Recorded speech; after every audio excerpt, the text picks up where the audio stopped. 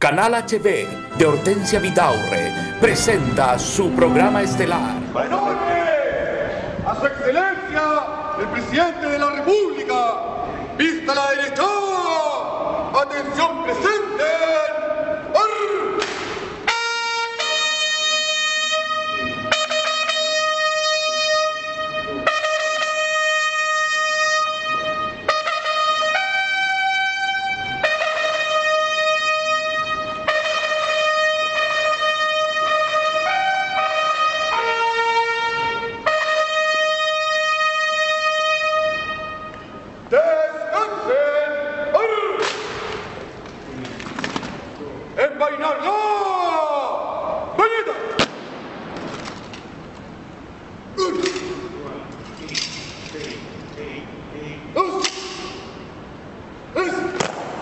¡Al hombro!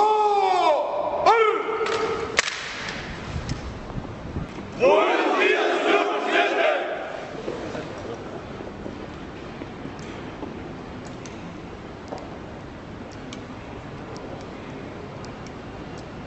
Buenos días, señor presidente. ¡Al aire, su excelencia! Sí.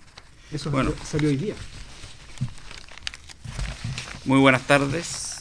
Estamos exactamente a las 9 de la noche. Estamos con el jefe de prensa saliendo de la fiesta que ha durado algunos días. ¿Estamos bien? Sí. Queremos recordar de que en el Palacio se celebró como corresponde la fiesta Año Nuevo, a pesar de que el presidente dio estrictas órdenes de que no se celebrara el Año Nuevo porque no había nada que celebrar. Los años no tienen una fecha, son días y semanas y meses y en el fondo uno avanza, no anda pensando en el pasado. Acaba de llegar el ministro de Inteligencia de Seguridad. ¿Cómo está? Buenas noches. Veo que ya está de vacaciones. No, estaba de vacaciones, pero me llamaron urgentemente. De urgente, así es el gobierno, ¿eh? Aquí estoy, sí. Pues. Siempre a Así punto. es. Vamos a hablar de inteligencia. Siempre puntual acá. Viene llegando de qué cancha de golf? Ahí solamente en el río Mapocho. En el la río que está al Mapocho, costado el del río Mapocho, sí. ¿Cuánto está haciendo? ¿Qué handicap tiene? 8. 8, handicap 8, infinito. Bueno, tenemos al ministro de Salud, Mauricio, quien va a hablar de los riesgos de la economía global este año, que en términos aquí se yuxtapone el tema de la salud con el tema de la economía. El presidente aparece en cualquier minuto. Tenía una reunión que ayer tuvo con la ex ministra de Hacienda, la señora Echeverría, y bueno, va a traer muchas noticias con respecto a este tema. Está el edecán por ahí. ¿Si puede venir el edecán? Que no aparece, entonces él se ubica en un lugar donde no sale. ¿Todo bien? ¿Cómo estuvo la celebración? Lo veo bien desgastado, digamos. Todavía estaban Sí, celebrando. sí. Usted lo fue a interrumpir. No, lo que pasa es que probablemente tuvo tiempo para celebrar, ¿o no? Pero con uniforme, sí. No. Pero tiene el arito. Es primera vez que un edecán tiene arito. Vamos a aplaudir por eso, porque en el fondo... Ahora, ¿tiene algún significado el arito del lado izquierdo? Ah, y el lado derecho. ¿Qué significa? Que es para ambos lados. Bueno, el edecán para ambos lados. Mire, vamos a hacer una pequeña introducción diciendo que este año 2018 esperamos que todos los que nos ven domingo a domingo estén vivos al final de este año, es lo que nosotros desearíamos, pero si no lo están, no van a estar peor que ahora. En el sentido más amplio de la palabra, la vida es bastante más de lo que estamos viendo hoy, de lo que han vivido, lo que van a vivir. La vida es, como dicen algunos, un multiverso. Son universos paralelos donde las almas quedan y están pululando por ahí, haciendo quizás otros programas en otros lugares, con mucha mayor inteligencia, con mucho más profundidad. Nosotros simplemente estamos aportando en esta dimensión un poquito de cordura, un poquito de lucidez a un mundo que está descabezado. Estábamos conversando por teléfono con el presidente que viene en camino, que él está muy preocupado, y yo le decía de que sentía como vocero que este es un país como que se hubiese divorciado. Como que cuando los padres se divorcian o se separan, uno siente como que se le fue la fe. ¿En qué ahora voy a confiar? ¿En qué voy a tener fe? Se desbarató el núcleo, se nos fue de las manos y Chile en este momento está descabezado. Sentimos que le falta un poco de sentido de orientación y por eso creo que es bueno escuchar al presidente y escuchar a los ministros, que nosotros siempre hemos estado al pie del cañón, a diferencia de los gobiernos que están hoy día, que los que se van se fueron y los que vienen todavía no llegan. Entonces, en este momento estamos en tierra de nadie y el único gobierno que está trabajando tempranamente es este. Así que si alguien tiene alguna duda o se siente descabezado, encienda o prenda el televisor y se da cuenta que aún hay patria y hay gobierno. El ministro de Inteligencia tiene algo que... Pero primero el jefe de prensa que haga la apertura como corresponde. Sí, buenas noches. Antes de comenzar con la conferencia de prensa, me gustaría informar que me voy a casar, que mi matrimonio se va a celebrar en febrero próximo, el 25 para ser exacto. ¿Este febrero? Sí, este febrero. ¿Y en dónde lo va a hacer? En Casabaco. Sí. Aquí cerca, ya. Sí, sí, todos estamos lo conocemos. invitados, ¿no? Nosotros. Sí, el parte de matrimonio yo tengo entendido que a todos se les envió. No, a mí no me ha llegado. Yo no recibió nada, ¿no? ¿Y está con alguna casa comercial? Bueno, mi mujer era la encargada de enviar los partes.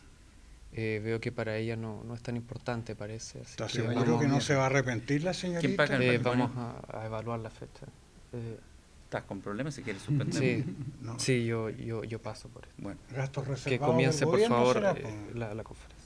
Bueno, en vista de la situación que está viviendo el vocero, todo el mundo tiene la esperanza de casarse con alguien que a lo menos esté a la par en los sentimientos. Y es una corta reflexión, no todos están a la par en los sentimientos, eso hay que entenderlo. Siempre hay uno que quiere más que el otro, pero el que quiere más tiene que hacerle sentir al otro que lo quiere menos. Así se equiparan las cosas. O al revés. La verdad que usted tiene alguna, como ministro de Inteligencia, alguna clave para que la situación... ¿Usted cuánto tiempo lleva de matrimonio? 38 años. Ah, usted ha sido... Con la misma señora, igual que usted. Sí, pero no Usted 38. ya un poco menos. Sí, bastante sí. menos, Sí, yo creo que sí. casi en la mitad. Sí. Pero 38 años, ¿eh? Sí, sí. No sé si aplaudirlo o Bueno, o la felicitarlo. paciencia de ella, sí, sí, por supuesto. sí. Bueno, sí.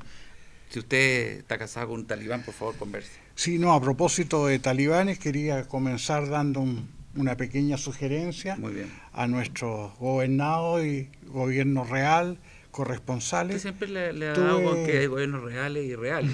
Sí. Este es el gobierno real, no sé cómo el Es que único ya gobierno. tengo un problema de dimensiones Sí. en realidad, colega. Bueno, Tuve oportunidad de leer un libro escrito por un señor Levy, que es felicito. corresponsal de la CNN, quien argumenta, casi a título de conclusión, de que ISIS, este movimiento terrorista, está enfocado en América Latina y también que habría alguna célula en Chile o pronta a llegar a Chile, de tal manera que invito a nuestros compatriotas a interiorizarse del tema, Calma. leer sobre el tema Y a no arrendar y estar auto. informados. A no arrendar auto.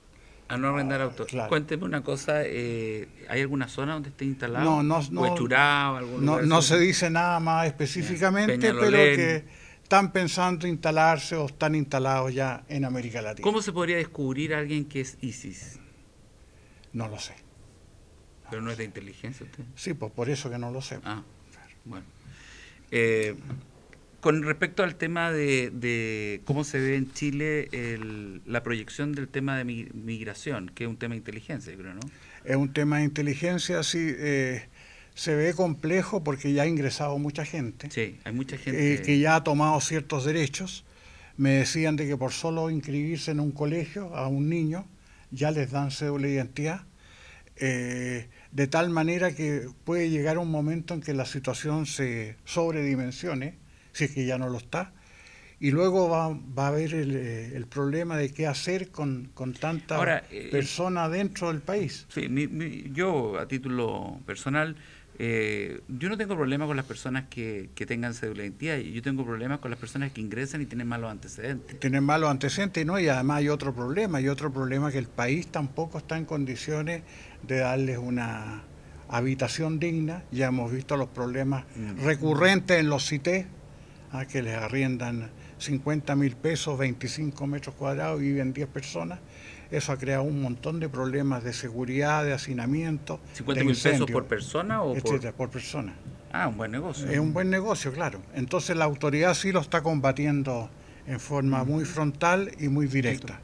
Entonces, ese es un problema. ¿Qué habría que hacer para un gobierno ponerle coto a esto? Yo creo que el gobierno debiera primero hacer un catastro para ver efectivamente qué tenemos, de qué nacionalidades son, y de los que están, ver cuáles no corresponde que estén por motivos de antecedentes criminales u otros, enfermedades u otros, y dentro de los que ya quedaron, ver la manera de acomodarlos territorialmente, ocupacionalmente. Cualquier situación delictual debiera provocar inmediatamente... Debiera provocar inmediatamente la expulsión, porque hemos visto la discusión de estos días, que alguna autoridad dice que cada preso cuesta 700.000 pesos, bueno, y otra autoridad, preso en mi casa, sí, manera. Yo también.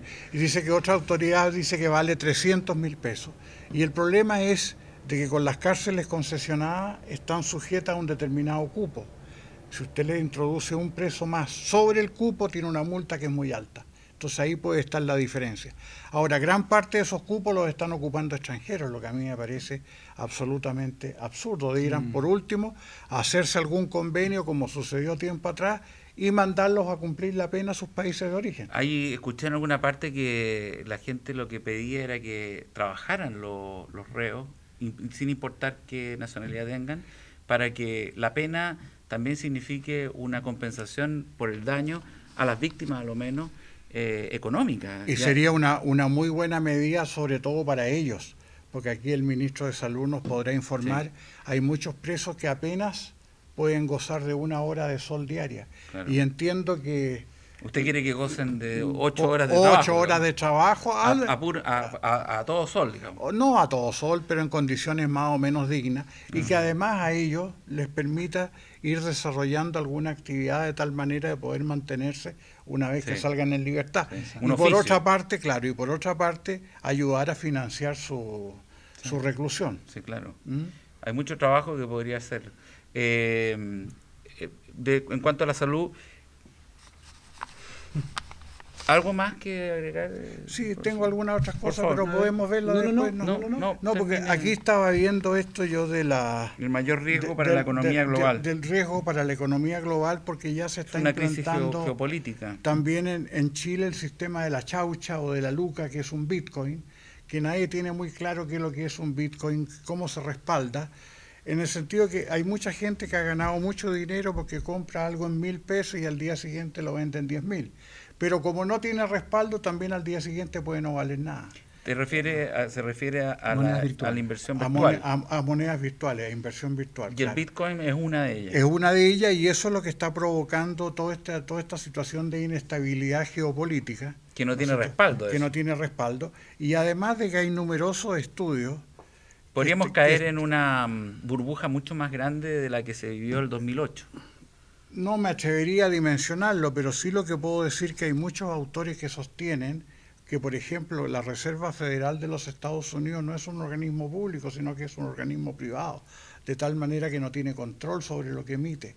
Entonces, existiría una enorme cantidad de millones de dólares, o miles de millones de dólares, que no tienen respaldo. Entonces, estamos en una situación de alta volatilidad y de dinero que no tiene respaldo, que en cualquier momento puede crear algún problema. Claro. Sí, ¿la señora de quién está llamando? El edecán. ¿Todo bien? Sí. Bien. ¿El edecán cuánto lleva casado también? ¿Cuánto tiempo lleva? 4. 40 años. No, 4 años. Ah. Sí. Bien. Bueno, pasemos a hablar de la salud del mundo. De la salud del mundo. Sí. Cuéntanos. Mira, aquí vamos a tratar de hacer cosas diferentes además este año. Siempre hay que estar innovando, hay que estar viendo no solamente la salud de la gente y las personas, donde lo más importante es la prevención, como también podríamos haber previsto lo que pasó con los inmigrantes. Pero el hombre civilizado está acostumbrado a improvisar, lamentablemente no previene las cosas, y eso pasa en la salud y la economía. El año 2001, el mundo despertó con la desaparición de las Torres Gemelas. Veníamos celebrando el año 2000 como el comienzo del tercer milenio, y resulta que despertamos y nos dimos cuenta que nadie está seguro en ninguna parte, absolutamente nadie, en ninguna parte del planeta. Es decir, el planeta se nos muestra como enfermo social, política y globalmente. Los individuos saben que la salud se va perdiendo día a día en términos individuales y colectivos, pero además el planeta, el mundo, que yo hago una diferencia entre mundo y planeta, porque el planeta es lo creado, por así decirlo, por la naturaleza, que yo le llamo biosfera, y el mundo es lo creado por lo artificial, que yo le llamo necrósfera. Es decir, la necrósfera o el mundo artificial creado le genera problemas a la biosfera y se genera problemas a sí mismo. La crisis partió el 2008, cuando ya desde el 2000 al 2008 no se pudo sostener más esta falsedad del mundo social en lo global. En 2008 estalló la burbuja creada a partir de intereses y sobredimensiones de los precios y los valores, y esta crisis no ha parado.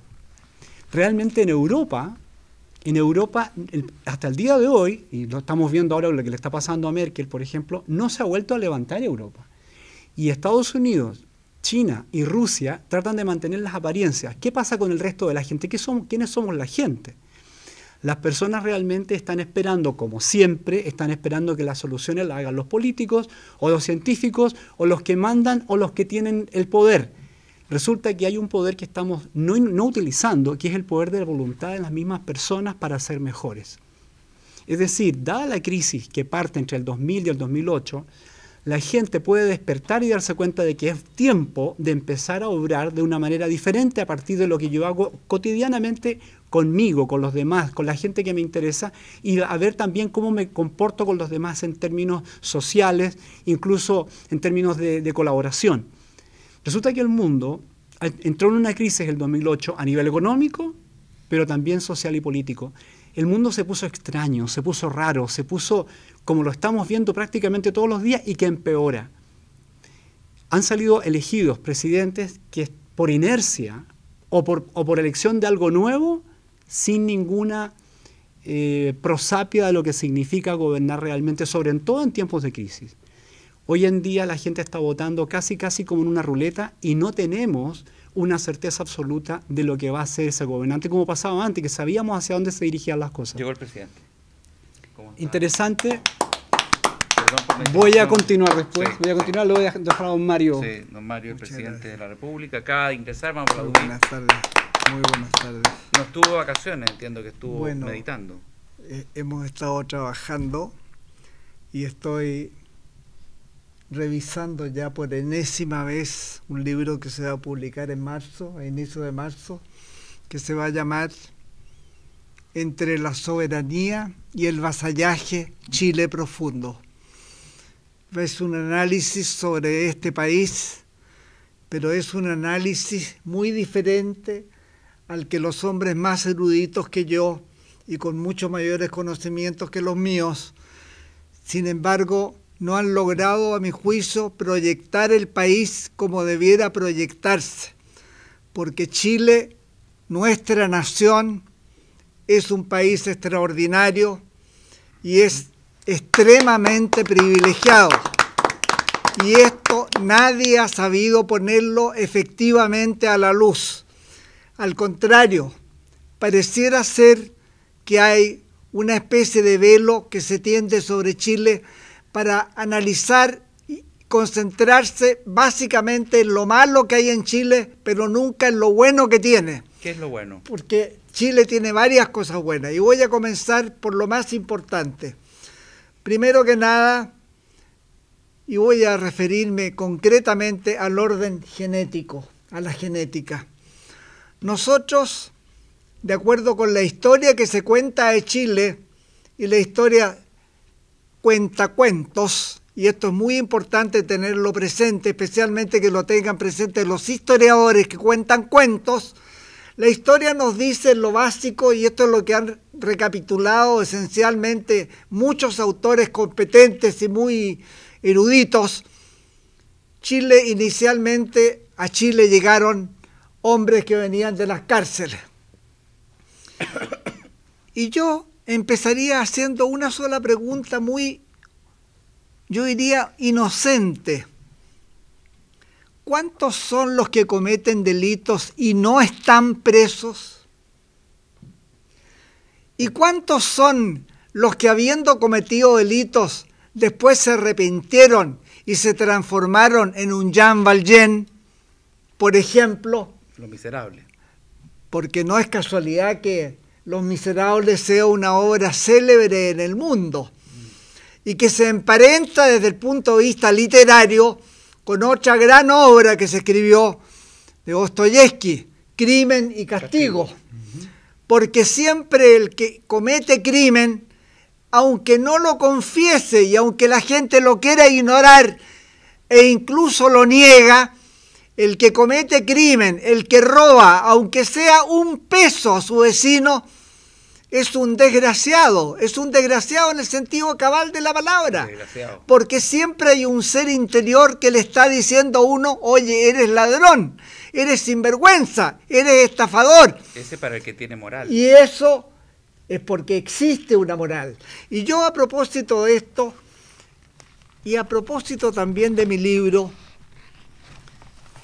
destaqué 2 o 3 frases de las más célebres de un personaje que vivió apenas hace 2500 años.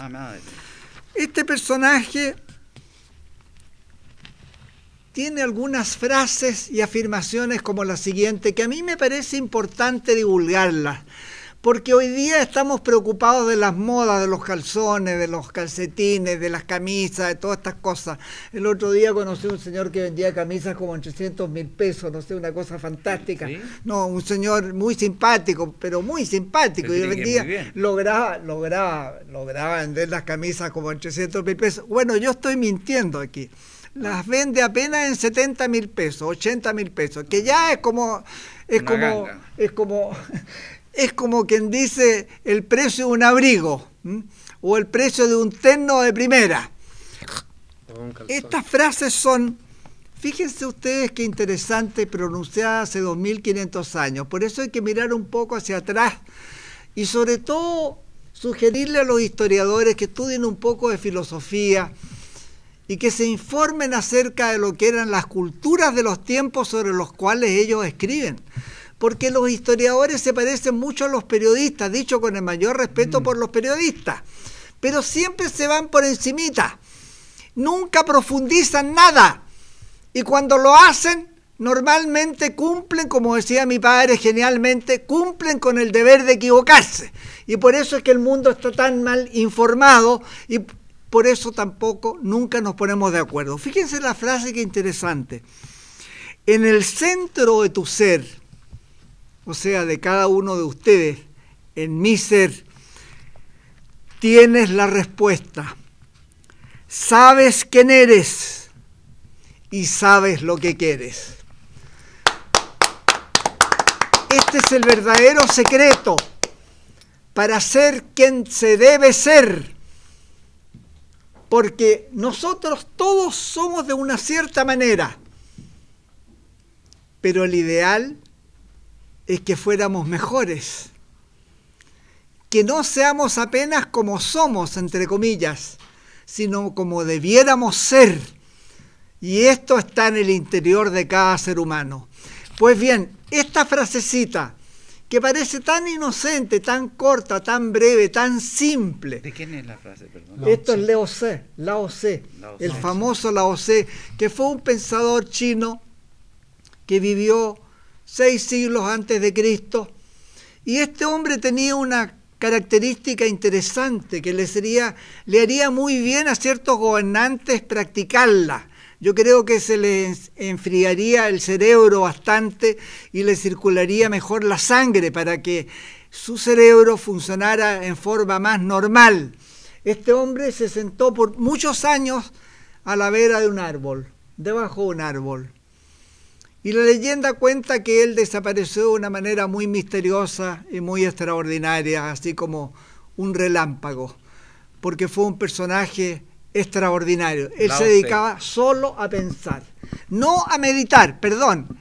Hago una aclaración muy importante, porque meditar en el sentido oriental del yoga es otra cosa, es poner la mente en vacío. Y eso la llena de energía. por eso es que es bueno practicar el yoga. Y yo no le hago propaganda a nadie aquí, ni ningún profesor de yoga o profesora de yoga, pero es una realidad. Pero pensar es otra cosa.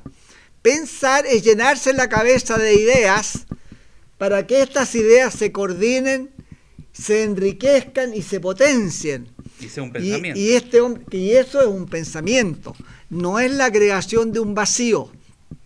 Lo que le digo yo a mi mujer siempre, que yo todo el día pienso, me dice, ¿cuándo vas a trabajar? Me dice. Bueno, es que no hay comparación, y a propósito de eso, le voy a contar algo, pero esto hay que decirlo muy en detalle, muy en secreto, muy en secreto, que no nos vea nadie, que no se lo cuenten a nadie.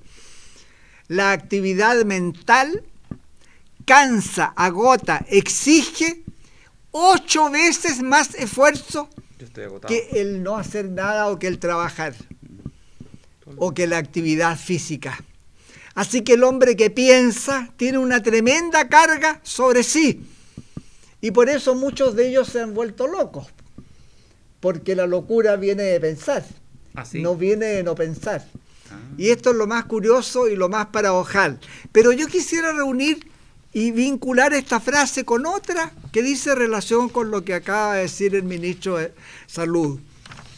Esta frasecita dice lo siguiente. Este es Lao Tse siempre. Apenas con Lao Tse tenemos para unos 5 años de meditación seria, o sea, de la época de pensamiento. Es anterior a Sócrates. Claro, Clístenes es anterior a Sócrates. Por ahí. Esta otra frasecita tiene mucho que ver con lo que está pasando hoy día, con lo que se ha comentado acá con el ministro de Salud y con el ministro de Inteligencia. Miren la frasecita esta, la voy a leer porque es un poco más larga. Quien pretenda el dominio del mundo y mejorar se encamina al fracaso. Escúchenlo bien, por favor. Lo voy a repetir, perdonen que sea majadero. Quien pretende el dominio del mundo y mejorar se encamina al fracaso. El mundo es tan sagrado, escúchenlo bien, es tan sagrado y vasto que no puede ser dominado. Por eso cuando se habla de los dominadores, de los personajillos, yo los llamo personajillos, me van a perdonar, igual que yo hablo de que no existen las grandes potencias mundiales, existen solo las impotencias mundiales. Y no hay un acto de mayor impotencia mundial hoy día, demostrado históricamente, que el que se produce con el señor Trump frente a un perhuétano que es de este tamaño, que es un guatoncito así que se rasca la cabeza seguramente y otras cosas más.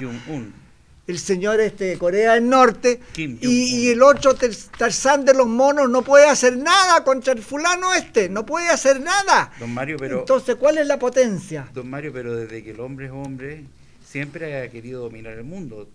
Y lo último, ser ciudadanos. Y aquí me voy a detener a propósito de Alejandro Magno. Resulta, hijo de Filipo. Sí, le decían Magno al pobre hombre y perdónenme, yo lo trato así porque ese concepto tengo del pobre hombre de Alejandro Magno, porque era a los 14 años.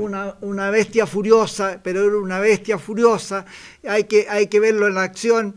Y hay muchas películas ahora en que aparecen unos mocositos ahí que son actores norteamericanos que imitan a Alejandro Magno, ¿no es cierto? Y que muchas veces dan bastante risa. Bueno, yo las llamo películas cómicas estas, todas películas cómicas. Bueno, son películas muy cómicas, me río a mandíbula batiente. ¿Qué pasó con el señor Carlo Magno? Fue el imbécil, Alejandro Magno, fue el imbécil que comenzó con las grandiosidades. No hay nada más trágico que le pueda pasar a un país y por eso la historia lo ha demostrado. Y lo ha demostrado a tales extremos que nosotros no lo hemos comprendido. ¿Qué tipo de cosas hizo? Le voy a contar, pero primero voy a decir algo de esto de la historia, a propósito. Aldous Huxley dijo que la más grande enseñanza de la historia es que nunca aprendimos lo que nos enseñó. Esa es la más grande enseñanza de la historia. Aldous Huxley, un hombre genial, un filósofo, un hombre que pensaba con la cabeza y no con el ombligo ni con el bolsillo. ¿Por qué Alejandro Magno es este perhuétano mental y moral que yo digo? Si hay algún pariente escuchándolo, lamentamos. Sí, hay muchos parientes. Yo incluso sé de uno que se casó con una hija mía que era pariente. ¿En serio? Claro, en serio, bien en serio. Bueno, pero no importa, no es culpa de ellos, no es culpa mía tampoco. Bueno, pero el hecho es el siguiente. Cuando Alejandro Magno le dio esta locura por conquistar el mundo, entre comillas, ¿no es cierto? Y claro, entre comillas también lo conquistó. En realidad nadie conquista nada, porque yo apenas puedo controlarme yo mismo y conquistarme a mí mismo. ¿Cómo voy a controlar a los demás si apenas me controlo yo mismo? Porque yo mismo, cuando me desemboco y me desboco también en ciertas actividades o conductas, no estoy sabiéndome dominar yo mismo. Por eso es tan sabia la afirmación de Sócrates que decía: soy el más rico porque soy el que menos necesito. No saco nada con tener $1.000 millones, si quiero 2.000 millones más, como le pasa a ciertos enfermitos que tenemos en Chile, que creen que así tienen más plata. No tienen más plata, no tienen nada. La plata por lo demás no es nada, es como el Bitcoin, ¿cómo se llama esta cosa? Lo acaba de decir el ministro de Inteligencia. El ministro de Inteligencia acaba de mencionar justamente un tema importante. Entonces, ¿qué pasó con Alejandro? ¿Qué pasó con Alejandro Magno? Cuando Alejandro Magno comenzó con estas grandiosidades y empezó a conquistar y se transformó en un imperio, se murió el concepto de ciudadano. Desapareció la idea. Y el respeto que se tenía por la ciudad, por el Estado y por el país, por la patria. Este hombre liquidó el concepto de patria. Y de hecho murió Macedonia. Bueno, ahí tiene un ejemplo, pero... Porque patético. Macedonia, ¿qué es lo que es hoy? Claro. Es un pirihueto. Es menos que menos. Sí. Entonces yo no le deseo este destino al señor Trump o señor Trampa, como decía alguien por ahí. Alguien me dijo, no, si no es Trump, es Champa. Bueno, yo le dije, después me lo explica, porque yo la verdad es que también tengo mucha curiosidad por saber qué pasa con este caballero. O sea, había un denominador común entre Hitler, Alejandro Magno... Pero evidentemente que sí. Pero evidentemente son todos unos canallitas enfermitos, en mi opinión, y perdónenme, yo voy a recordar algo que creo que vale la pena recordarlo ahora y decirlo en voz alta. Yo ojalá pudiera gritarlo, pero no voy a poder porque estoy un poco ronco. Pero resulta que hay un poema de Neruda, de Pablo Neruda, que se llama Oda para mi maestro. Y entre paréntesis, porque esto es para morirse de la risa o para desternillarse de la risa. Neruda escribió este poema en honor a Elías Laferte. Y como era comunista, es muy respetable que uno tenga una doctrina, aunque la doctrina sea como la mona de mala y sea criminal a veces, pero es muy respetable que tenga una doctrina, que tenga una posición en la vida, hay que tenerla.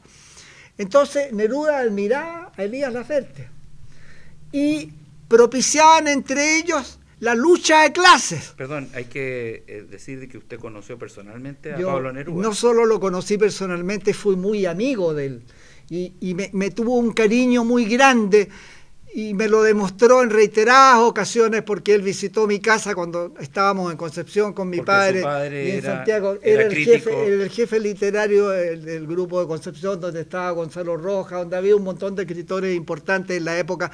No hay que olvidarse que Concepción fue la capital de Chile. O sea, culturalmente Concepción, también. Claro, intelectualmente era muy superior a Santiago, dicho con todo el respeto que me merecen las grandes ciudades, que son las grandes porquerías. Con Viña del Mar, ¿eh? Lo mismo pasó con Viña del Mar, y la prueba está que incluso el Club de la Unión de Viña del Mar es mucho mejor que el Club de la Unión de acá de Santiago, entre otras cosas. No sé si ahora, porque ahora está el presidente acá. Sí, pero entre otras cosas... Acaba de levantarse el presidente del Club de la Unión de Santiago. Yo discrepo de ser presidente. Pero claro, me parece muy bien que discrepe, pero yo les quiero contar algo que es bueno que se sepa, porque es bueno discutir estas cosas y conversarlas. Y es bueno es darle valor además al culto de la sociedad en provincia, que generó y sigue generando grandes personajes. El edificio que tiene el Club de la Unión en Viña del Mar, y mi querido amigo estará de acuerdo conmigo, es mucho más imponente que el edificio que tiene en Santiago. No, yo creo que está equivocado. Bueno, Sí. bueno, Sigue es una insistiendo que cuestión, está equivocado. es una cuestión Hay que un los problema. arquitectos... Propongo que lo dirimamos y usted nos invita a todos al Club Sí, de bueno, Reunión de Viña del Mar para que Yo, lo yo, podamos yo lo voy a contemplar. invitar, voy a tener ese placer con todo gusto, pero les quiero decir de que Bueno, volvamos a Alejandro Magno, que era el entonces tema. Alejandro Magno, volvamos que es a el Trump. tema, Ah, es que tiene una relación y con está Trump. muy relacionado con Trump. Porque resulta que este otro señor, que ya les digo, hay un señor que le dice trampa, no dice trampa, no sabe pronunciar bien, parece, entonces dice trampa, el señor trampa. Porque él se está creando su propia trampa. Ahora, es otra manera de dominar el mundo, porque Alejandro Magno lo que hacía era conquistar territorio por la vía violenta, por las armas. Lo que está haciendo Donald Trump de alguna manera es conquistando el mundo de una manera como la Guerra Fría. Primero reconquistando Estados Unidos, volviendo más nacionalista a un país que lo estaba perdiendo, y por eso apostó por él, y en eso lo está cumpliendo. Lo malo que tiene Trump es que hacia el exterior, y eso me lo dijo a mí mi amigo que vive en Lincoln, que es cientista político, que el gran defecto de Donald Trump es toda su política exterior y la manera como él ha ejecutado esa política exterior, de una manera casi alocada. Yo diría que hay una palabra, un calificativo que es más directo y más propio. Lo ha hecho de manera bestial. Y primitiva, incluso respetando a los primitivos. Y respetándolos mucho, lógicamente, incluso de una manera, yo diría, sumamente inusitada. Porque aun cuando nosotros podamos criticar las formas, hay ciertas formalidades elementales que hay que cumplir, como pasa, como nuestros amigos lo sabemos en el Club de la Unión, que a uno le obligan a tener corbata, salvo que sea feriado, ¿no es cierto? Pero no, son formalidades elementales. Él no tiene ninguna formalidad en nada. Dice las cosas como se le ocurre. No guarda ningún respeto ante nadie. Y esto va a ser en contra de él. Es como el niño rico, el niño rico claro, que está dando el ejemplo, jugando a ser presidente. El mal ejemplo. El niño rico jugando a ser presidente. Exactamente. Él ve televisión 8 horas al día. Claro. ¿Sí? Claro. Y se molesta si no está alguien involucrado en las noticias. Bueno, caramba, esto ya demuestra ya un grado casi sublime. El ministro de Inteligencia acaba de hacer un agregado. Sí, yo por favor. Quería hacer un agregado a lo que ha dicho Su Excelencia el Presidente de la República. Un aplauso por Su Excelencia, sí, porque realmente en el sentido que ya quisiéramos tener un presidente como Mario Oce hablando y peinándose en cualquiera de los temas, hablando de Platón, de Alejandro Magno y de actualidad, como lo hace don Mario, sin tener que tener un asesor soplándole cada tema. Cada tema, exacto.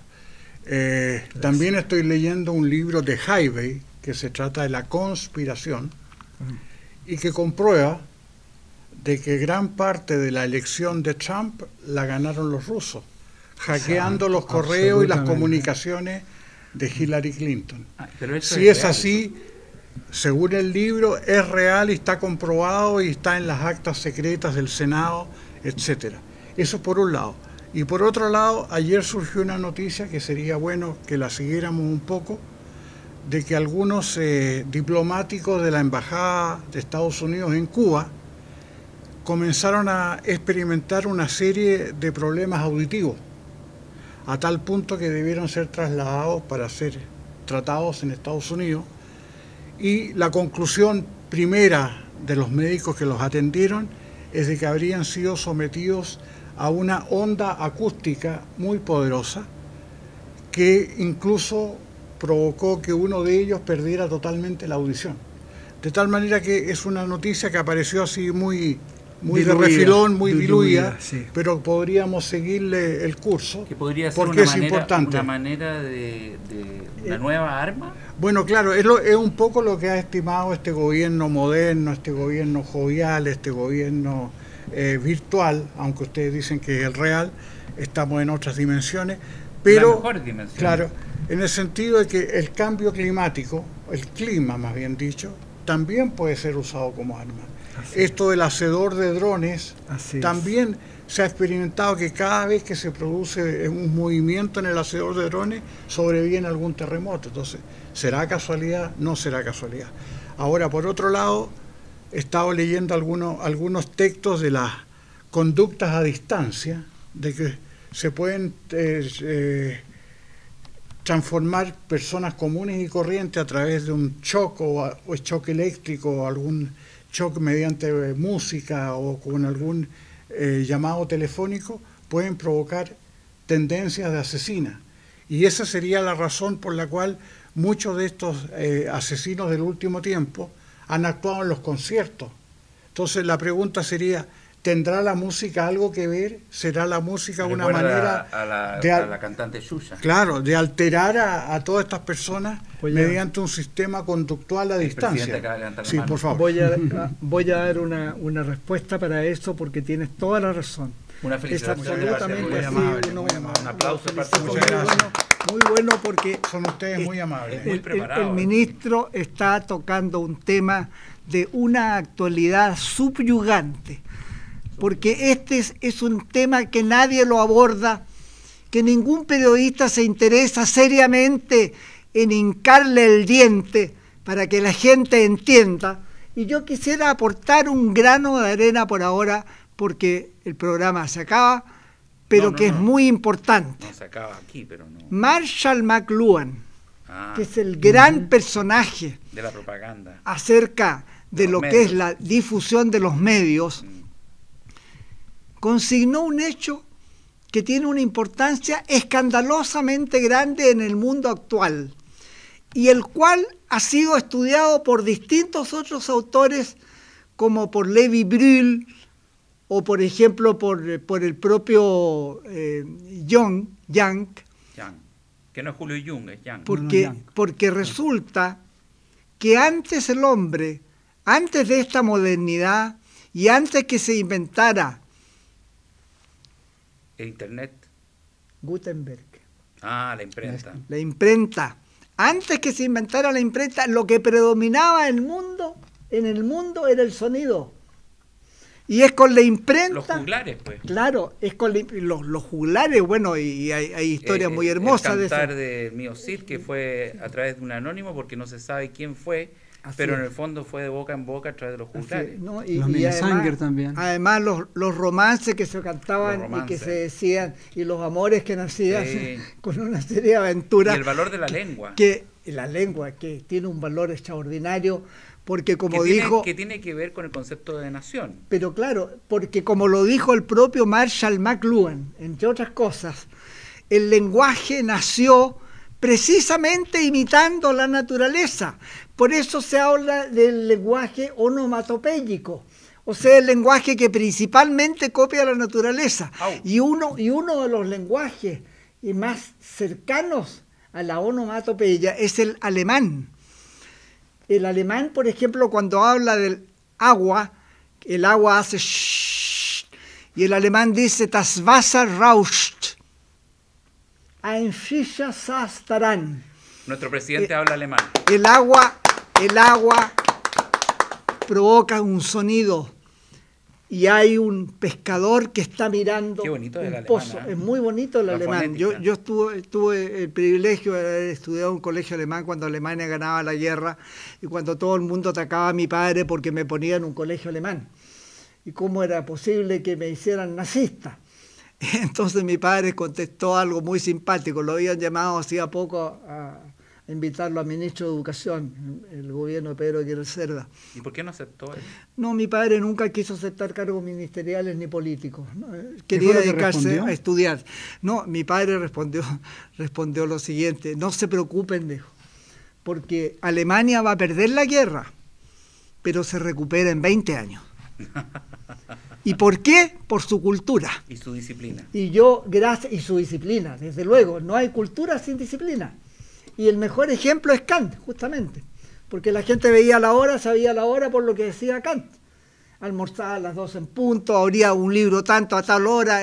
Se sabía la hora mirando lo que él hacía. Entonces, esta onomatopeya, esta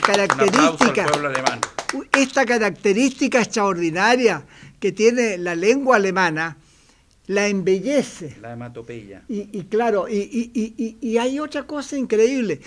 Aquí son poco conocidos los autores alemanes, Pero hay algunos que son muy buenos, como Rainer Maria Rilke, que tiene poemas muy hermosos y que de alguna u otra manera yo siempre lo asocio con Vicente Huidobro. No sé por qué los encuentro muy, muy similares, de esa alta categoría. Quizás por eso Alemania tiene tanta relación con Chile en cuanto a la poesía, porque si yo creo que alguien ha ensalzado la cultura chilena es el pueblo alemán. El alemán, así es. Por ejemplo, el teatro, hoy día donde mejor se expresa en Alemania, el cine chileno que está dando que hablar en el mundo es porque Alemania le ha abierto las puertas. Claro. Alemania tiene una intelectualidad que es muy afín, al principio intelectual chileno, que es el que nosotros estamos echando por la borda. Bueno. Quiero terminar rindiéndole un homenaje que se merece al pescador caminante. Ese hombre merece un homenaje de todos los chilenos y acaba de comunicarse por teléfono conmigo ayer de nuevo y me dice que está escribiendo un libro. Por fin. ¿Y dónde está? ¿En qué parte está? En este momento está en Constitución, estuvo muy enfermo porque lo debilitó. Sí, claro, lo debilitó, los viajes que hizo en bicicleta, qué sé yo. Bueno, este hombre denunció algo, y con esto termino porque esto es demasiado importante. Este hombre ha querido salvar el mar de Chile. A la artesanía, a la pesca artesanal. La pesca chilena, la pesca artesanal que está en manos delictuales, porque hay que ser un delincuente para seguir explotando el mar como se está haciendo hoy día, con pesca de arrastre. Y por eso yo voy a volver a leer estas 3 líneas que son importantísimas. Existe un amplio consenso científico, escúchese bien, a nivel mundial, sobre los graves impactos ambientales que este arte de pesca, de arrastre, la pesca de arrastre, sobre los fondos marinos.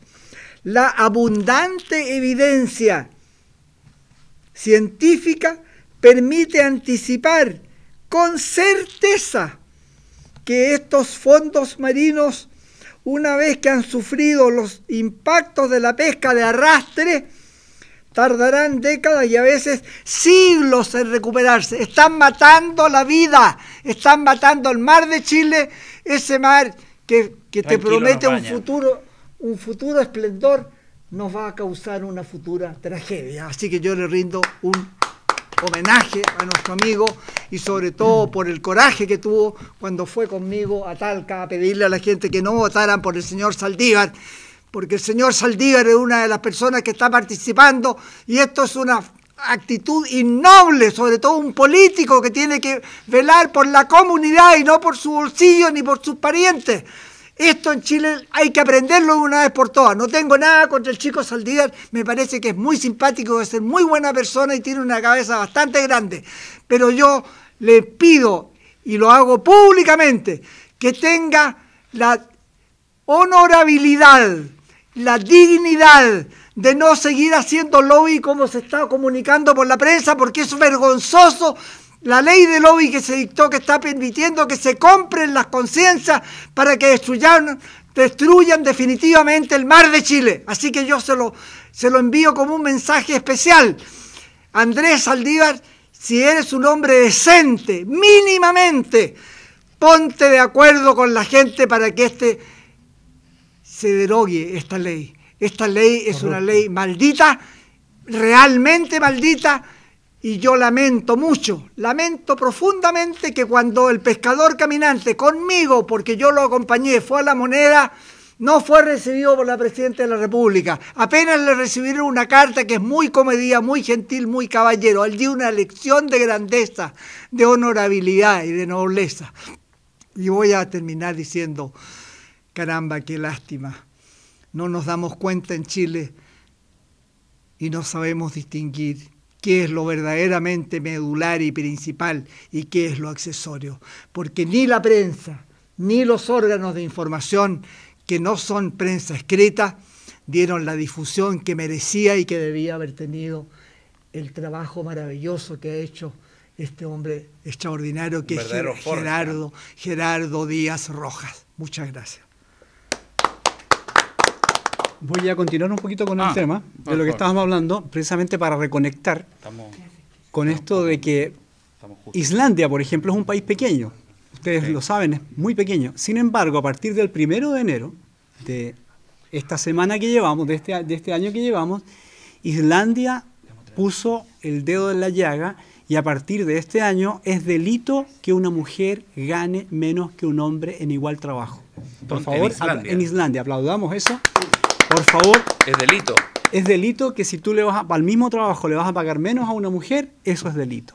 Ahora, lo que habría que constatar que, o sea, lo que es importante es que yo no sé si es bueno hacer por ley esto. Yo sé que es bueno tener un castigo de por medio, algo que no evite estas desigualdades, pero también podría prestarse para que personas que no tienen la capacidad exijan igualar por ley. No, la capacidad tendría que ser muy similar. ¿Y quién determina la capacidad? Eso tiene que haber una acreditación oficial. Una acreditación oficial. Por ejemplo, dos ingenieros comerciales para un mismo cargo. Va a depender del trabajo que lleve cada uno, del currículum. Currículum y la experiencia. No, simplemente, exactamente. Pero es que hemos discriminado a la mujer. Sí, recién hablábamos de cuando el hombre domina el mundo. El hombre domina el mundo, o intenta dominar el mundo, solamente hace 20.000 años. Sí, eso lo dijimos la otra vez. Exactamente. O sea, hace 3 millones de años el hombre se llevaba bastante bien. Los precolombinos, por ejemplo, tenían toda América precolombina no tenía rueda. Muy poca gente sabe que no existía la rueda. ¿Por qué se le tiene tanto miedo a la mujer? Porque los griegos fueron los primeros en determinar que no era persona. La mujer, cuidado con esto. Yo estoy terminando un libro que va a salir a mitad de año, que se llama El origen del amor y patología de la sexualidad, donde yo hablo de qué le ocurrió a la mujer ahí en términos de que... ¿En Grecia? No en Grecia, en la historia hace 20.000 años, porque el hombre domesticó a la mujer. ¿A qué se debió eso? Es muy interesante porque esto es históricamente inédito. Pero a lo que yo me refiero en general es que tenemos la oportunidad en los países pequeños, dada la crisis global que hay hoy en día, porque vemos que los grandes impotentes, como decía, las grandes potencias, no tienen el control absoluto. Prácticamente en este momento hay 4 grandes poderes. Está Rusia, que tiene un 80% de aprobación en la medida de que se anexó Ucrania, ¿fue? Sí. Se anexó, el 80% de los rusos está con Putin, pero además no tiene alternativa y él se mantiene a partir de una especie de gangsterismo presidencial. Luego tenemos los chinos, que es comunismo. Hablemos claramente, la República China es comunismo que utiliza el capitalismo como una manera de comunismo aprender. espiritual capitalista. La verdad, ellos son muy prácticos, les interesa lo que les interesa como chinos y punto. Luego está Estados Unidos. ¿Son capitalistas para el exterior? Pero ellos siguen siendo comunistas para el interior. Y está Trump, o esta ruleta de presidente que tenemos ahora, que yo le he dicho varias veces el cuarto chiflado, y luego está Europa, que no se levanta, pero también está la India, que tiene niveles de pobreza increíbles, pero como ya todo es por casta y cada casta se funciona con sí misma, es un país potencialmente en energía y en dinero muy, muy importante, está al borde de ser el 4º país potente en el mundo. Y estos 4 poderes, estas 4 impotencias, ¿y Japón? No pueden. Japón ha estado un poquito más disminuido, ¿no? También entró la crisis europea Japón. Pero a lo que yo me refiero es que estas 4 potencias son más de apariencia que de realidad. Todos los países del planeta tienen una sensación de desgobernabilidad.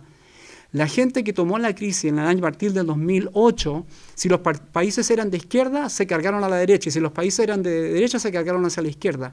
Y la gente que está haciendo el negocio de gobernar se están dando cuenta de que es muy difícil hacerlo porque surgen demasiadas aristas y nuevas improvisaciones que no se logran resolver. Y hay un factor nuevo, que las redes sociales, el mundo de Internet, ha generado que el poder, por más que quiera esconder la realidad, siempre las redes lo exhiben, entonces están pero hecha la ley, mate. Pero hecha la ley, hecha la trampa. Aparecieron las redes sociales, que algunos le llaman sociales, y apareció también la posverdad. Es decir, yo creo lo que yo creo nomás y lo demás no me importa. Esa es una manera de dispersar el potencial de solución. Las crisis, la palabra crisis, no significa más que el momento de elegir. El momento de elegir incluso alternativas para un país y para un mundo donde un país pequeño, que es un país maravilloso como Chile, podría marcar la diferencia y ser realmente un ejemplo para el mundo si empezáramos a admirar, a valorar el enorme potencial que tiene este país, que no ha sido bien aprovechado.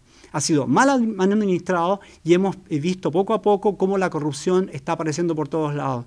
Los alimentos y los comestibles son diferentes. Cuando uno los aprende a mezclar bien, tienes una mejor salud. Les recomiendo que si les interesa vean higienismo.cl y se comuniquen para hacer este seminario. Bueno, muchas gracias. Bueno, como ven, este gobierno es un lujo, y si tuviésemos la suerte de que este gobierno gobernara realmente, después del discurso del presidente, la capacidad del ministro de Inteligencia de decir las cosas que están sucediendo no solamente en Chile, sino que en el mundo, y la capacidad de proyectar la vida, la buena calidad de vida a través del ministro de Salud, estaríamos en otra plataforma. Chile tiene capacidades que tiene que aprovechar y todavía existen. Ser chileno es bueno, y ser chileno es algo que no tenemos que acomplejarnos para nada. No tenemos que estar mirando para el lado, como dijo el presidente, tratando de copiar o de ser alemán o de ser inglés o ser cualquier cosa. Conozcámonos a nosotros mismos y luego ahí sabremos lo que somos. Muchas gracias y nos vamos al cóctel. ¿Tú estás bien? Sí, trato de estarlo. Bien. Bueno, si no hay matrimonio... ¿Este es tu matrimonio? Se canceló. ¿Se canceló? Sí, se canceló. Mientras estábamos acá. Sí, lo acabo de cancelar. Wow. Me tuve que haber dado cuenta antes, cuando ya no me contestaba los mensajes. Tal vez fue culpa mía. Bueno, vamos entonces.